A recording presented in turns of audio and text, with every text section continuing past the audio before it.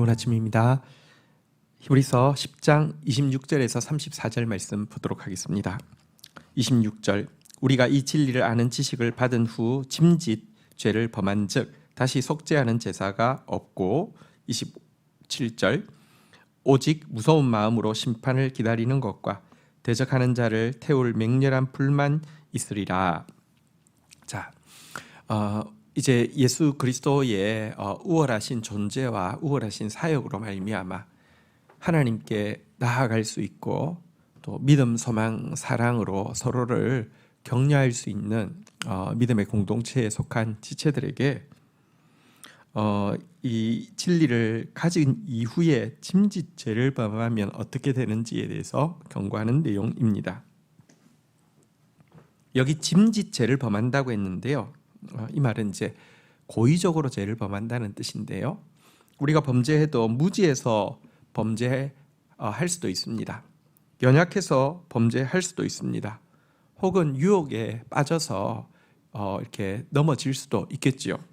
그런데 이와 같은 무지와 연약함으로 말미암는 범죄와 반대되는 개념이 이 짐짓 죄를 범하다, 고의로 죄를 범하다라는 것입니다.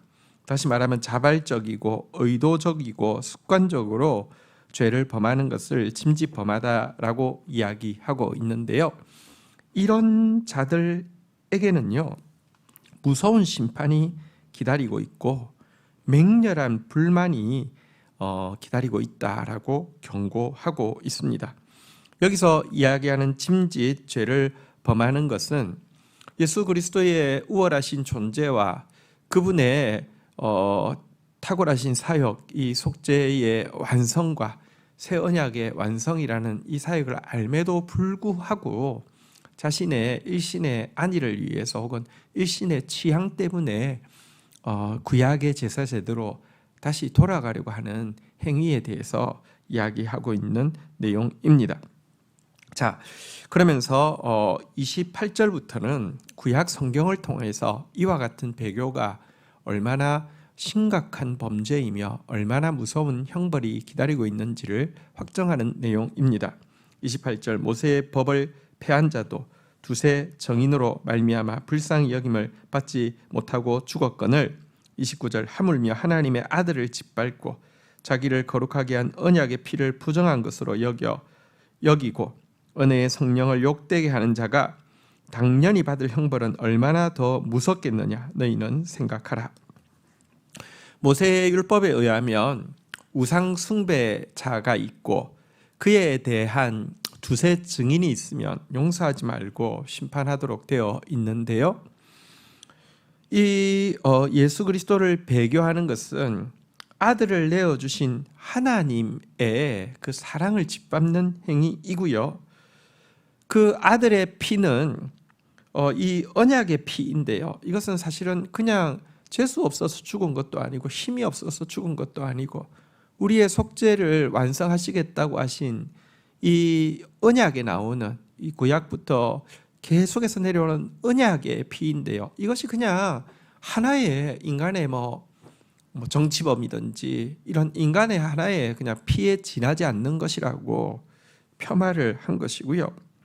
또한 성령께서 분명히 우리에게 역사하시고 은혜를 주고 계시고 감동하여서 믿게 하시는데도 그 성령의 역사를 욕되게 하고 부인하는 것입니다.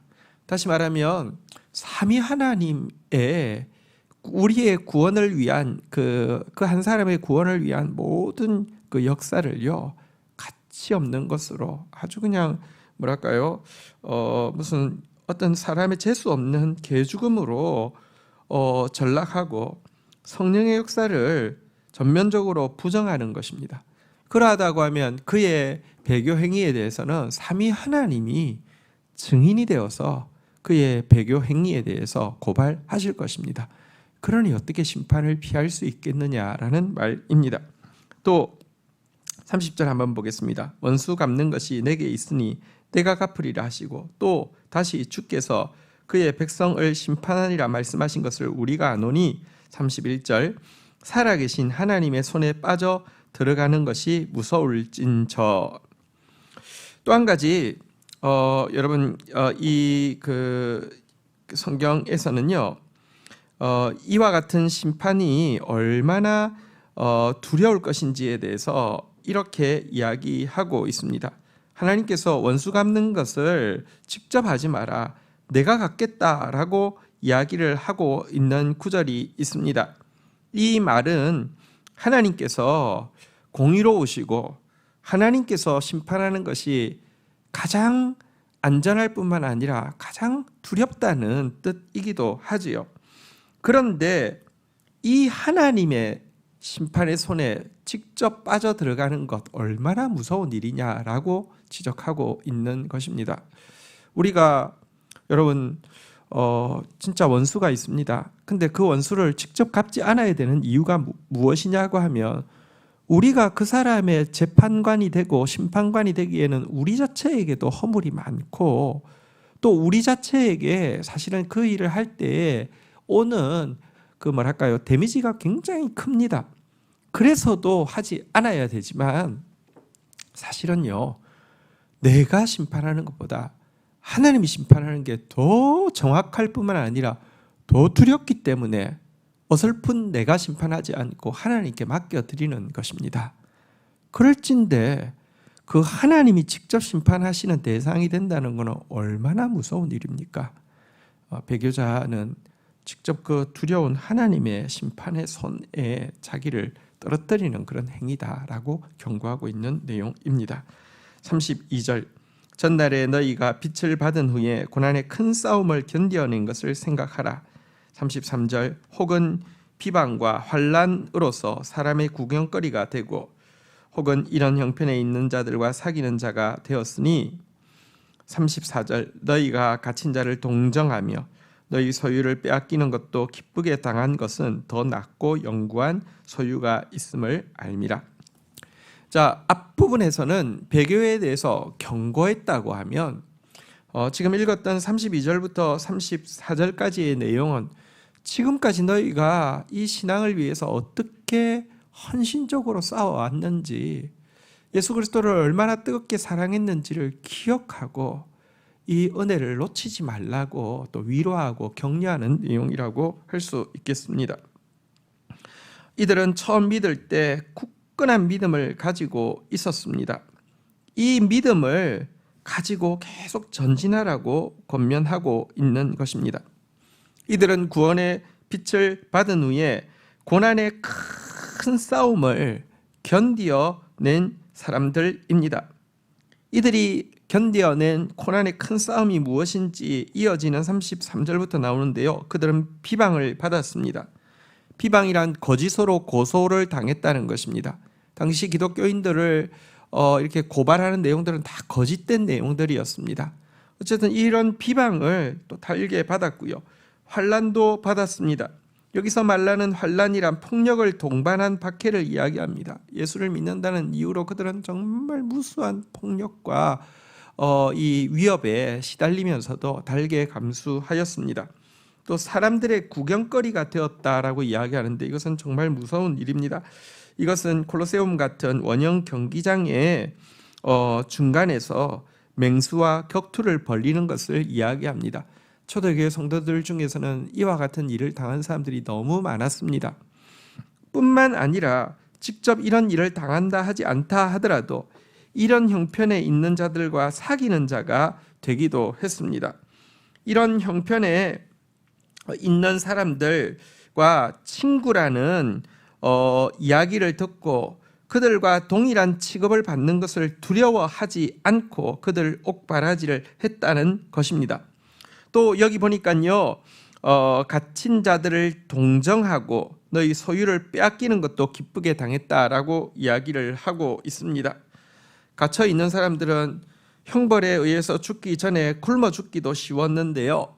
이들의 형편을 알뜰하게 돌보는 일을 유대 기독교인들은 감당하고 있었고요.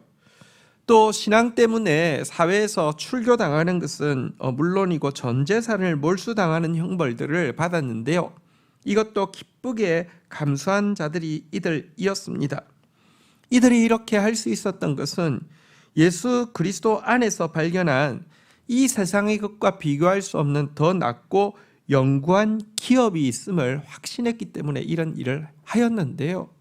지금 다시 시간이 좀 지나서 박해 앞에서 마음이 약해지기도 하고 유혹 앞에서 마음이 약해지기도 해서 다시 되돌아갈까 생각하는 그들에게 지금까지 걸어온 그 복된 걸음이 아까워서라도 그렇게 하지 말라고 격려하고 있는 것입니다. 여러분, 우리가 정말 바른 것을 선택했다 할지라도 또 그것을 위해서 대가를 지불했다 할지라도요, 우리가 인내하고 꾸준하지 않으면 여러분 그 선택한 것을 놓을 수도 있고 그 지금까지의 헌신을요 내팽개치고 돌아갈 수도 있는 것이 인간입니다. 그래서 공동체가 필요합니다. 서로 격려해야 합니다. 우리가 선택한 것, 아니 우리로 하여금 선택하게 하신 이 진리는 정말 은혜입니다. 이 진리는 정말 진실입니다. 그리고 또 우리가 그것을 위해서 냉수 한 그릇 섬기는 것처럼 섬긴 것도 절대 헛되지 않을 것입니다. 그러할진대 서로 격려하여서 이 크고 영구한 기업을 향한 헌신들을 계속할 수 있기를 주의 이름으로 간곡히 부탁드립니다. 주신 말씀 붙잡고 기도하며 나가도록 하겠습니다. 하나님 아버지, 감사합니다. 우리에게 이 분명한 진리와 생명의 길이 주어졌을진데 하나님 고의적으로 이 진리를 버리는 자 되지 않도록 주님, 우리가 배우고 확신한 일에 거하고 영원히 떠나지 않는 자 되어질 수 있도록 은총을 베풀어 주시기를 간절히 간구하고 소원합니다. 하나님, 우리에게 이 진리를 허락하여 주셨을 때 가졌던 그 처음의 사랑과 헌신들을 기억합니다. 이것이 아까운 것이 아니라 더 많이 헌신하지 못한 것이 아깝고 더 많이 사랑하지 못한 것이 아까울 뿐입니다. 하나님, 그러나 유혹이 많은 세상 가운데서 주님을 향한 사랑이 식고 하나님 나라를 향한 소망이 식기가 쉬움을 인정합니다. 그러할진대 우리 서로 더 격려하여서 우리로 하여금 깨닫게 하시고 선택하게 하신 이 진리 가운데 우리로 하여금 헌신하게 하고 또 충성하게 한 이 하나님 나라를 위해서 끝까지 다름박질하는 지혜로운 저희들 되어질 수 있도록 은혜를 베풀어 주옵소서. 그리하여서 더 낫고 영구한 소유를 받게 될 때에 참 하나님께 감사하며 또 지체들에게 감사하는 저희들 되어질 수 있도록 복 주시옵소서. 예수 그리스도의 이름으로 기도 올립니다. 아멘.